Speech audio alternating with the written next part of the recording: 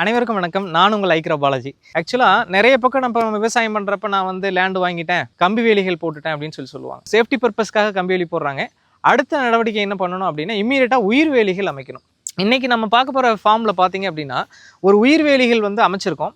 Miyawaki forest அப்படின்னா 2 feet once 2 அடிக்கு ஒரு மரங்கள் வந்து அடர்நரவு முறையில் வந்து ஒரு 10 அடிக்கு 5 லேயர்ஸில் வந்து நம்ம ஃபார்ம் பண்ணியிருக்கோம். உயரமாக வளரக்கூடிய மரங்களை உயரமாகவும், அடுத்தது மீடியமாக வளரக்கூடியது அது தரையிலேயே படரக்கூடிய கிளைகள் அதிகமாக வரக்கூடிய மரங்களை கீழே போடுவோம். இப்படி போடுறப்ப பார்த்தீங்கன்னா தேனீக்கள் வந்து அதிகமாக கூடு கட்டுங்க. நிறைய குருவிகள், இது எல்லாமே அழிந்து வரும் இனங்கள்.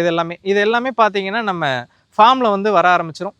அப்படிங்கிறப்ப ஒரு பாலினேஷன் சொல்லுவாங்க. இப்போ வந்து ஒரு காய்கறி காய்க்கணும் அப்படின்னா ஒரு பூ வரணும், அதுக்கப்புறம் மகரந்த சேர்க்கை நடக்கணும், அதுக்கப்புறம் தான் ஒரு காய் பழம் ஆகட்டும் நம்மளுக்கு கிடைக்கும். அதே மாதிரி தான் இந்த உயிரினங்கள் உயிர்வேலியை நம்ம ப்ராப்பராக பாதுகாத்தோம் அப்படின்னாவே ஆட்டோமேட்டிக்காக பல்லுயிர் பெருக்கம் எக்கோசிஸ்டம் வந்து அதிகமாகும்.